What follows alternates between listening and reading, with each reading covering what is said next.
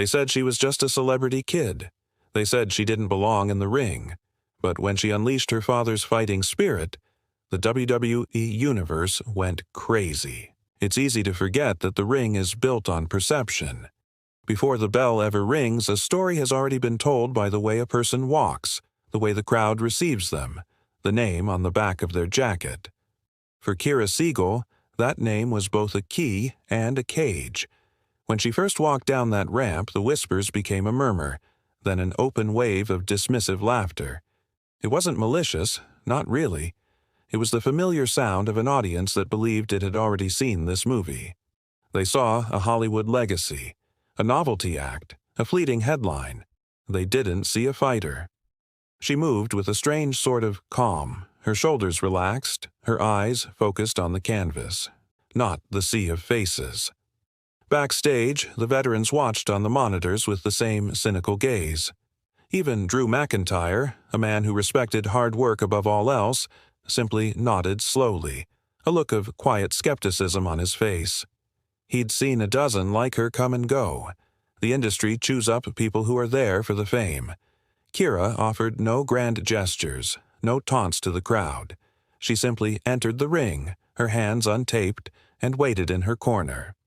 The arena buzzed with the shared joke, a collective eye roll at this latest publicity stunt. The assumption was that she was a fragile echo of her famous father, a prop in a story written by the marketing department. They were all waiting for the performance to begin, not realizing they were about to witness something shatteringly real. Her opponent was Randy Orton. Think about what that means. For 20 years, Randy Orton has been the one constant in that ring. The apex predator, the Viper. He is the living embodiment of professional wrestling's ruthless, cold-blooded precision. He's a master of the narrative, a man who can tell a decade-long story with a single look. When his music hit, the laughter for Kira died, replaced by the reverence reserved for a legend. He walked to the ring with that familiar, predatory slowness, his eyes scanning the crowd before finally landing on her. He didn't even seem to register her as a threat. To him, she was a plot device, a stepping stone in his own story. He circled her once, a faint smirk playing on his lips. You could feel the energy in the arena. This wasn't a match, it was a public coronation of the obvious, a foregone conclusion. The commentary team spoke in hushed, almost sympathetic tones about her courage for stepping into the ring with a legend. No one talked about her skill, her training, or her potential. They only spoke of her father. It was all about the spectacle. The bell rang, and the sound seemed to echo in a space already filled with certainty. Orton took a step forward, his movements fluid and confident. He was in his world. He believed, as everyone did, that he knew exactly how this story was going to end.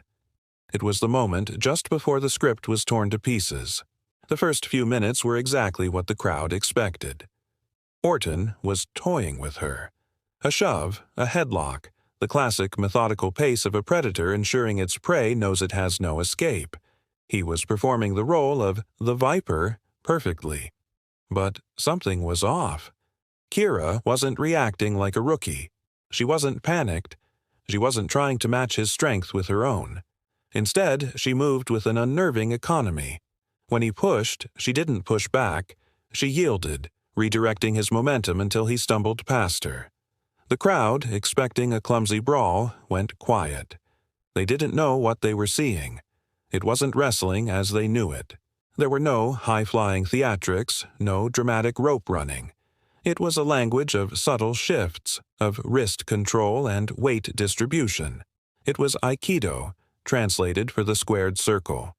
Backstage, the monitors drew a small crowd of other wrestlers. Drew McIntyre leaned forward, his brow furrowed. He saw the hesitation in Orton's movements now. The smirk was gone, replaced by a flicker of confusion. Randy was a master of control, but his control was predicated on his opponent reacting in predictable ways. Kira was an unknown variable. She was a ghost in his system, refusing to follow the established rhythm.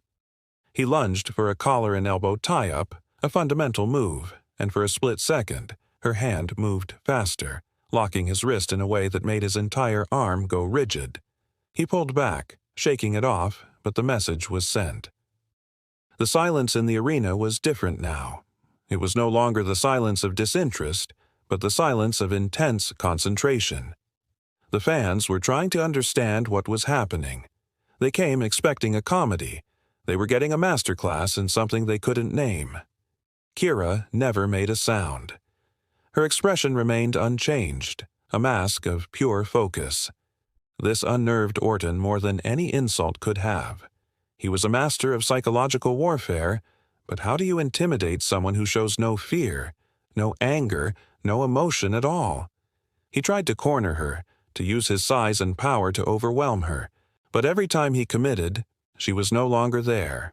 She'd use his own forward momentum to pivot, to spin, to create space where there was none.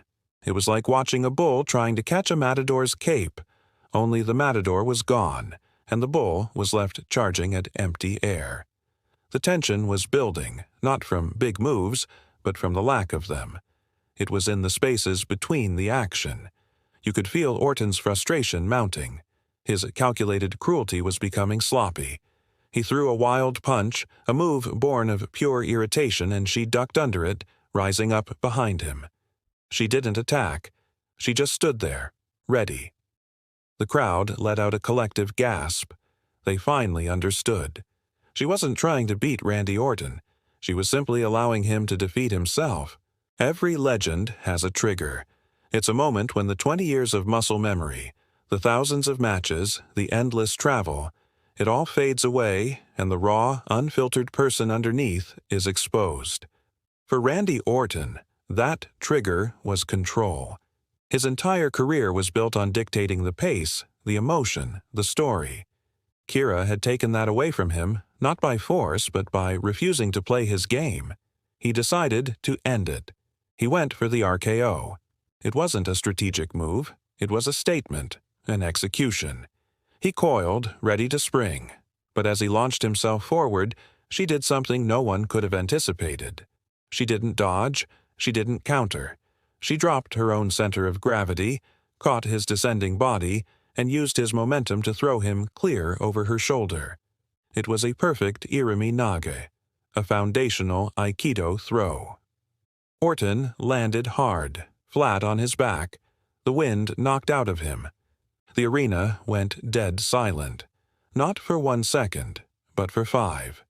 You could hear camera shutters clicking in the stillness. It was the sound of thousands of people collectively rewriting a script in their minds. Backstage, the producers were staring at the monitors, their mouths agape.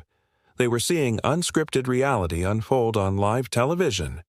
In that moment of silence, the truth landed. This wasn't an act. The celebrity's daughter was a legitimate martial artist, and she had just humiliated a future Hall of Famer with a move he never saw coming. Then the anger came. It wasn't the slow-burn theatrical anger of the Viper. It was something else, something real. As Orton pushed himself up onto his elbows, his face was pale, his eyes wide with a mixture of shock and pure fury. The mask was gone. The performer had left the building. This was just a man, a proud, dominant athlete who had been made to look foolish in front of millions. The way he got to his feet was different. There was no grace, no predatory smoothness. It was a stiff, jerky motion, fueled by adrenaline and rage. He glared at Kira, and the look in his eyes was chilling. It was the instant his anger became real. He forgot about the crowd, the cameras, the story he was supposed to be telling. The fine line between performance and reality didn't just blur, it evaporated. He let out a guttural roar, a sound of pure frustration that the microphones picked up raw and unfiltered.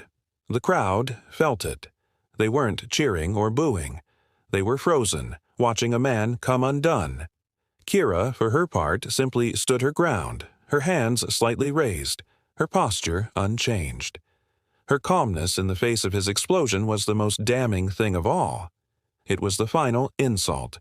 She wasn't just his opponent anymore. She was the source of his humiliation, and he was about to make her pay for it. Script be damned. What followed wasn't wrestling. It was a dismantling. Orton abandoned his playbook completely. The methodical stalking, the targeted attacks on limbs, the psychological games, all of it was gone. He charged at Kira like a street fighter, throwing heavy, undisciplined haymakers. He was trying to overwhelm her with raw, brute force, but he was fighting on her terms now. He was the storm, and she was the unmoving rock. She ducked, weaved, and parried, her movements still impossibly fluid. Each missed swing seemed to fuel his rage even further.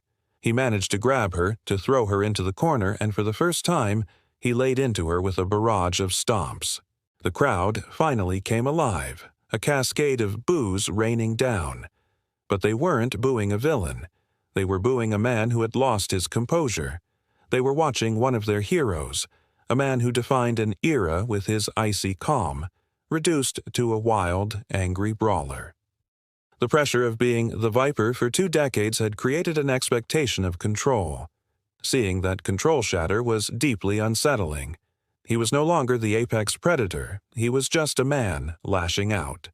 Kira absorbed the punishment, protecting her head, waiting for the storm to pass. When the referee tried to intervene, Orton shoved him away, drawing an immediate disqualification. The bell rang furiously, but Orton didn't hear it. He was lost in the red mist of his own fury. The match was officially over, but the confrontation wasn't. Orton pulled Kira from the corner, his face inches from hers, screaming words the cameras couldn't catch, but the intent was clear. This was where her father's fighting spirit truly manifested. She didn't cower. She didn't retaliate with strikes. She looked him directly in the eye, her expression not one of defiance but of something closer to pity. And then she did the last thing he expected. As he postured and yelled, she found her opening. With a flick of her wrist, she locked his fingers, twisted his arm, and forced him down to one knee. Not with a submission hold designed to inflict pain, but with a simple, elegant control technique designed to neutralize a threat. It was over in a second. He was immobilized, not by a wrestling move, but by a discipline he couldn't comprehend. He knelt there, his rage extinguished and replaced by utter disbelief, his arm held fast by a woman half his size. Security officials and other wrestlers, including Drew McIntyre, finally rushed the ring, pulling them apart. They escorted a still-fuming Orton to the back. Kira, however, was left alone in the center of the ring. She simply straightened her gear, took a deep breath, and walked out, the crowd's stunned applause following her.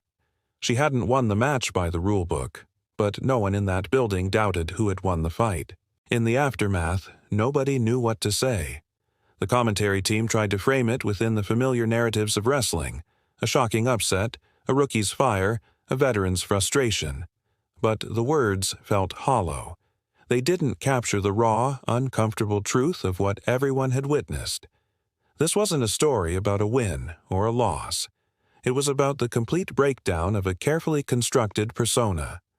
Fans talked about it for weeks, not because of the technical skill or the drama, but because of that single, unforgettable moment, the look on Randy Orton's face when he realized he had lost control. It was a story told in the silence. In the instant the crowd noise died, and all that was left was the heavy breathing of a man whose legend had just developed a hairline crack. People remember the throw, the way she seemed to effortlessly redirect his entire body weight. But the real moment, the one that lingers, was the aftermath. The quiet, the confusion, the feeling that you had seen something you weren't supposed to see. Backstage, the atmosphere was thick with a strange mix of respect and unease. Kira Seagal had earned her place not by fitting in, but by refusing to.